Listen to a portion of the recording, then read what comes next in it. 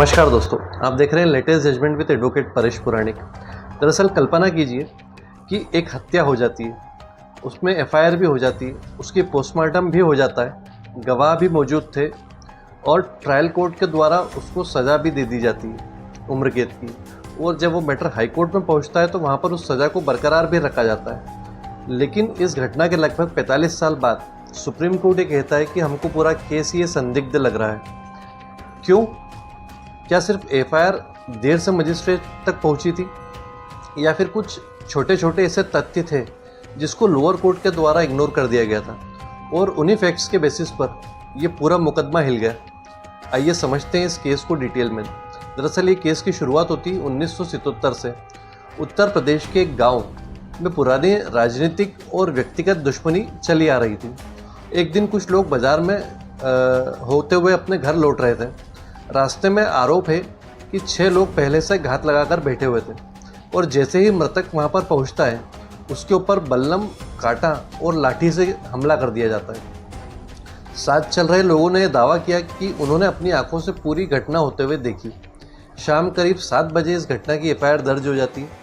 Police पहुंचती है, मौका का मुआयना करती है, पोस्टमार्टम कराया जाता है, चार्जशीट भी दाखिल हो जाती है और आखिरकार ट्रायल कोर्ट द्वारा सभी जो आरोपी थे उनको दोषी मानते हुए उनको उम्र कैद की सज़ा भी दे दी जाती है और हाई कोर्ट भी ये उम्र कैद की सज़ा का जो फैसला है वो बरकरार रखता है। सबको लगता है कि मामला यहाँ पर ख़त्म हो गया, लेकिन सुप्रीम कोर्ट ने रिकॉर्ड को कुछ अलग ही नज़रिए से देखा। कोर्ट ने सबसे पहले एक साधारण सा सवाल पूछा कि अगर हत्या शाम को हो गई थी तो मृतक का शव पूरी रात घटना स्थल पर बिना सुरक्षा के क्यों पड़ा रहा? पुलिस स्टेशन केवल 3 मील की दूरी पर था, पुलिस भी पहुंची थी, तो फिर शव को सुरक्षित स्थान के ऊपर क्यों नहीं ले जाया गया? परिवार के लोग, जो परिवार के सदस्य थे, वो पूरी रात शव के पास क्यों नहीं थे? और अगले दिन तक इन्वेस्टिगेशन है उसको क्यों टाला गया? और सबसे इम्पोर्टेंट बात कि पोस्टमार्टम लगभग 48 घंटे के बाद क्यों कराया गया? इन सवालों का कोई संतोषजनक उत्तर रिकॉर्ड से नहीं मिलता है। यहीं से सुप्रीम कोर्ट को डाउट होना शुरू हो गया था कि ये कहानी वैसी है नहीं जैसी यहाँ पर दिखाई जा रही है। अब सुप्रीम कोर्ट ने रिकॉर्ड का एक और हिस्सा देखा।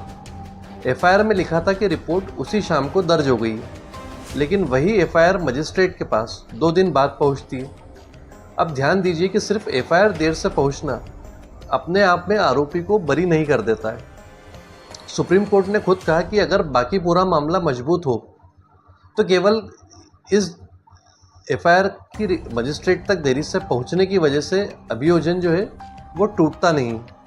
लेकिन जब एफआईआर की देरी के साथ साथ कुछ और फैक्ट्स जो हैं वो भी यदि संदिग्ध परिस्थितियों में मौजूद हो तब तस्वीर थोड़ी सी बदल जाती है। कोर्ट ने यहाँ पर ये पाया कि एफआईआर लिखवाने कौन कौन गया था, इस पर गवाहों और पुलिस के रिकॉर्ड में थोड़ा सा विरोधाभास था। शव पूरी रात घटना स्थल के ऊपर पड़ा रहा और जो उसका इंक्वेस्ट है वो अगले दिन हुआ। पोस्टमार्टम में लगभग 48 घंटे की देरी हुई और बरामद साइकिलों के स्वामित्व का भी कोई ठोस प्रमाण नहीं मिला। कथित जो आई विटनेस थे उनकी मौजूदगी भी यहाँ पर पूरी तरीके से भरोसेमंद नहीं लग रही थी। इन सभी तथ्यों को जो अलग अलग नहीं किया जा सकता है या इनको अलग अलग करके नहीं देखा जा सकता है, बल्कि एक साथ देखकर सुप्रीम कोर्ट ने यह कहा कि संभव है कि एफआईआर बाद में तैयार की गई है और घटना की कहानी भी बाद ही में बनाई गई है। यही इस पूरे मुकदमे की जो बुनियाद है वो काफ़ी कमज़ोर पड़ जाती है। इसी के साथ साथ सुप्रीम कोर्ट ने कुछ पुराने जो जजमेंट्स थे उनको भी रेफ़र किया यहाँ पर। सबसे पहला था पाला Singh versus state of Punjab, जिसमें कहा गया था कि केवल एफआईआर के मजिस्ट्रेट तक पहुँचने में देरी की वजह से मुकदमा स्वतः ख़त्म नहीं हो जाता है। वहीं जो Zafaruddin versus state of Kerala है 2022 में ये फैसला आया था और इस फैसले में कोर्ट ने कहा था कि एफआईआर का समय पर मजिस्ट्रेट तक पहुंचना इसलिए ज़रूरी है ताकि बाद में कहानी गढ़ने या एफआईआर में फेरबदल की संभावना जो है उसको ख़त्म किया जा सके। लेकिन यदि देरी के साथ अन्य गंभीर परिस्थितियां भी हो तो अदालत को पूरे मामले को काफ़ी अत्यधिक सावधानी से देखने की ज़रूरत है।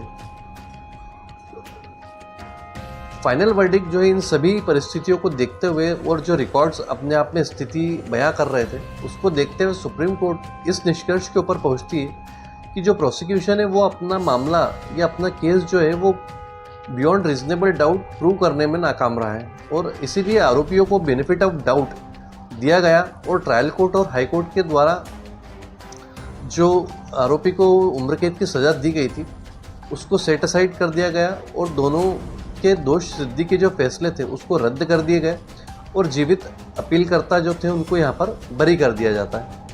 अब इस फैसले से हमको एक आम आदमी को क्या सीखने की ज़रूरत है कि यदि आप वकील हैं तो याद रखिए कि केवल एफआईआर की देरी जो है ये तर्क आर्गुमेंट जो है वो सफिशिएंट नहीं है, लेकिन यदि इसके साथ साथ एफआईआर थोड़ी सी सस्पिशियस यदि लग रही है, गवाहों में कुछ विरोधाभास है, कॉन्ट्रडिक्शंस है और जांच में कुछ अनरीजनेबल डिले है और मेडिकल साक्ष्य में भी कुछ कॉन्ट्रडिक्शंस है, तो इन सभी संदिग्ध परिस्थितियों सभी का जो है कलेक्टिव इफेक्ट या प्रभाव जो है वो आरोपी को उसका लाभ पहुंचा सकता है और यही सिद्धांत इस ऐतिहासिक फैसले ने एक बार फिर से स्पष्ट कर दिया। बाकी इसी तरीके के जो जजमेंट्स हैं उनको समझने के लिए आप इस चैनल को सब्सक्राइब कर सकते हैं।